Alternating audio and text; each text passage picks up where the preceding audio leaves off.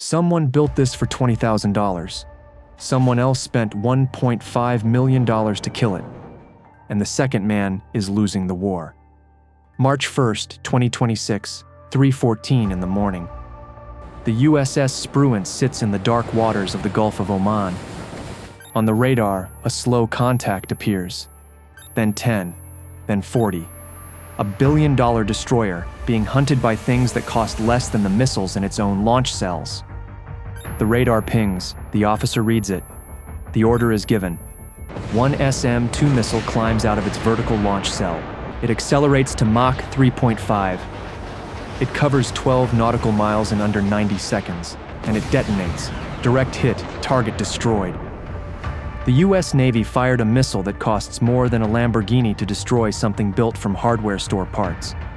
They hit the target, but they lost the math. $1,500,000 fired, $20,000 destroyed. Net cost of winning, minus $1,480,000. There is one number the US Navy cannot change, and it is not the price of the missile. There is one limit inside their most powerful system that no engineer has yet solved. And there is one moment every defense system fears. By the end of this video, you will understand all three. But first, we go underground. The engine inside that drone shouldn't be here, because it turns a $20,000 machine into something that drains a billion-dollar navy. It is a 550 cubic centimeter, 4-cylinder piston engine, a clone of a German design, reverse-engineered, reproduced without a license. It produces 50 horsepower, the output of a riding lawnmower.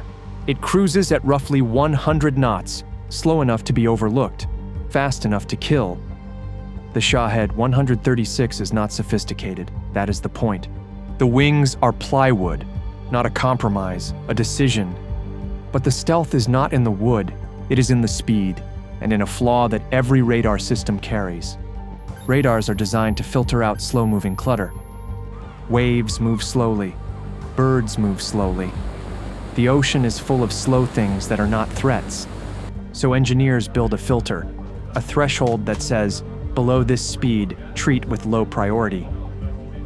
Operators can adjust that threshold, but in a crowded gulf, with a screen full of contacts, a slow-moving smudge is easy to overlook. The Shahed does not break through the radar. It falls through the gap the radar leaves open. At 30 kilometers, a Shahed 136 is flagged as low priority, a slow smudge drifting toward a billion-dollar ship. The system sees it just does not treat it as urgent. The guidance system uses commercial GPS, the same chip in your phone. Iran acquires it through front companies, third-party importers, online distributors. You can bomb a factory. You cannot bomb a supply chain that looks like Amazon. Iran does not build these in one place. They build them underground. In tunnel complexes, they call missile cities. Western intelligence estimates 1,700 to 2,400 Shahed variants per month. The US produces far fewer interceptors, and they are produced far slower than they can be replaced under sustained combat conditions. The USS Spruance intercepted drone after drone that night. A flawless defense. They intercept everything, and they are still falling behind. Because something worse than the drones is happening inside the ship.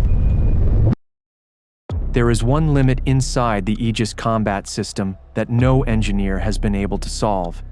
It is not the radar, it is not the missiles, it is not the crew. On many ships, that number is just a handful, sometimes as low as 3. The AN/SPY 1D radar can track hundreds of targets simultaneously. Fast targets, slow targets, high, low, it sees everything. Tracking is not the problem, killing is the problem. To destroy a drone, the ship must do something beyond detecting it. It must illuminate it. A dedicated beam from the Mark 99 fire control system locks onto the target and guides the missile all the way to impact. Without that beam, the missile is blind. And on a Burke-class destroyer, the number of those beams is very small, not 30, a handful, and every one of them is precious. No matter how many missiles sit in the magazine, the ship can only run so many kills at the same time. That ceiling does not move. Now here is where the drone's slowness becomes a weapon in itself. A fast target, a supersonic missile, crosses the engagement envelope in seconds. The beam locks on, the SM-2 intercepts. The beam is free again in moments. A Shahed traveling at 100 knots takes minutes to cross that same envelope. In many cases, the beam must stay locked the entire time, holding that channel open, preventing the ship from moving to the next target. The slowness is not a weakness, it is a strategy. Imagine you are standing inside that system. 100 red dots on the screen. Each one is getting closer. You pick your targets, you fire. A handful of drones die, the rest keep coming. You try to fire again, but the beams are still locked, still illuminating, still tied to the previous targets. You wait. The dots get closer, 100 drones, a small number of fire control channels, each slow target lock-on lasting far longer than the system was designed for. The throughput falls, the screen stays full. Now Iran sends 200, nothing failed. And that is exactly why they cannot win. The USS Abraham Lincoln Carrier Group, protected by the Spruance and USS Michael Murphy, repelled every swarm attack on March 1st. Not one drone reached the carrier. A perfect defense, an unsustainable one. The two destroyers expended 214 interceptors protecting the Lincoln in 11 days, more than 40% of total annual U.S. production. Not in a full war, in 11 days of patrol in a single strait. And this is where it breaks. Not because the system failed, because it worked exactly as designed. This already happened once, and nobody noticed what it meant. October 2023, the Red Sea. Houthi forces in Yemen, armed, trained, and supplied by Iran, began launching drones at commercial shipping.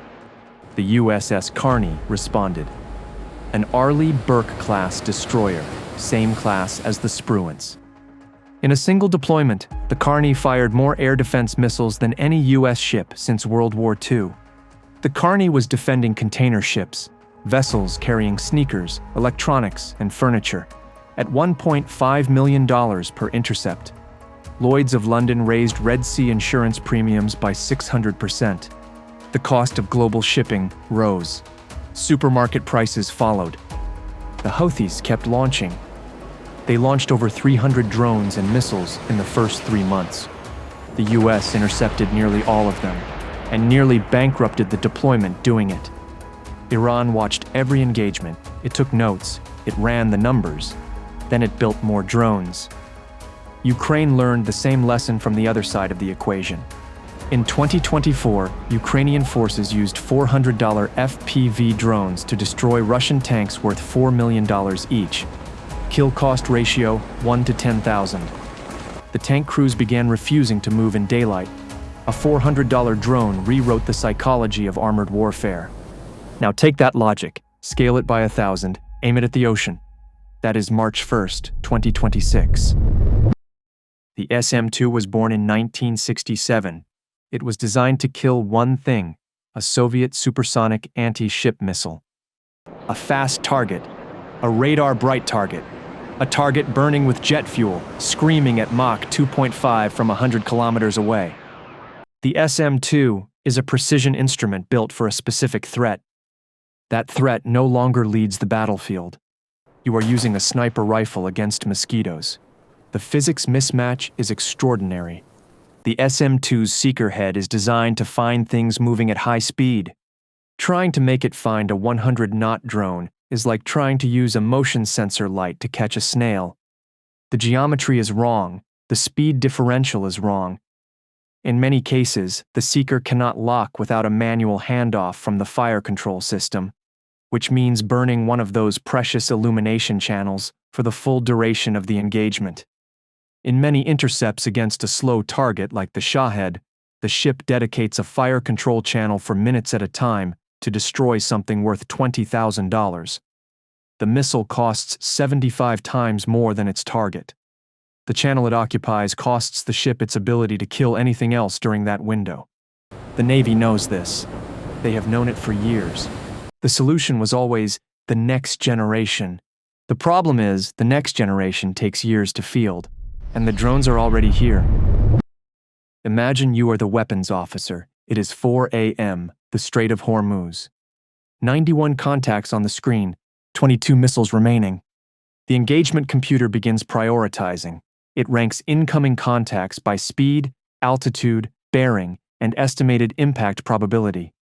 Some are flagged high threat, some are flagged medium, some, slower, farther, slightly off axis, are marked low priority.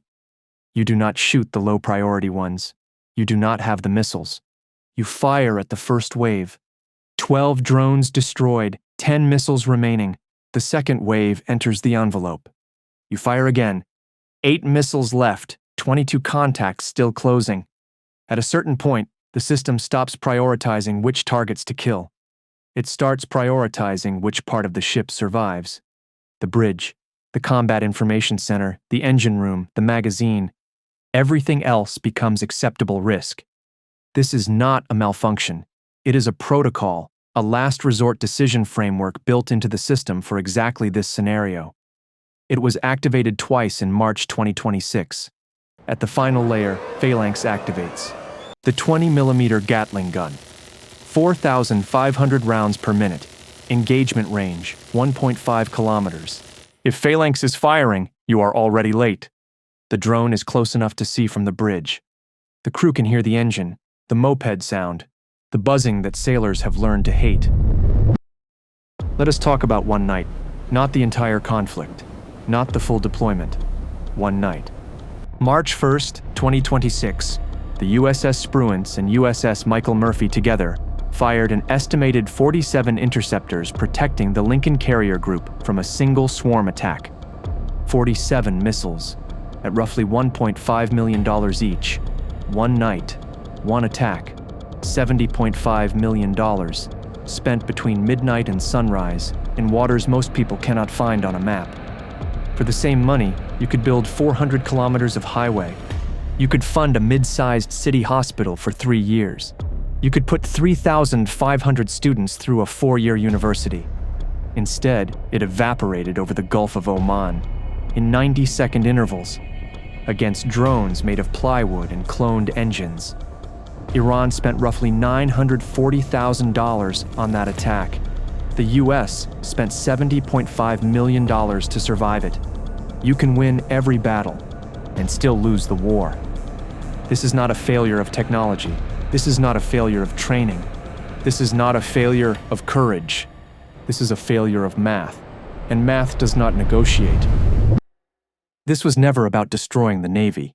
Iran's strategists did not ask, how do we sink American ships? They asked, how do we make American ships too expensive to keep in the water? 100 drones, roughly $2 million. US cost to intercept, over $150 million. Iran can sustain this exchange far longer than the US can absorb it, not because America lacks the weapons, but because the weapons cost too much to keep replacing. Each interceptor that leaves a launch cell must be replaced. Each replacement takes 18 months to manufacture. The drone it replaced took 3 days to build. There is a word for this in military strategy. Attrition. Not the attrition of soldiers, not the attrition of ships, the attrition of budgets, the erosion of will. There is one moment every defense system fears.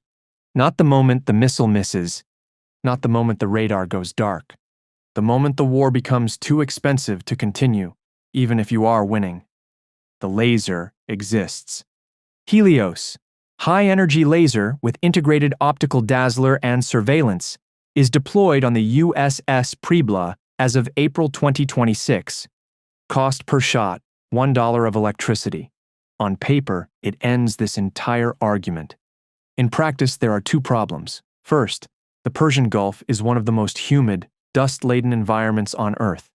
Laser energy scatters in moisture and particulate. In Gulf conditions, effective range drops significantly, on many days to under half a mile. At half a mile, the drone is already inside Phalanx range. you have not gained ground.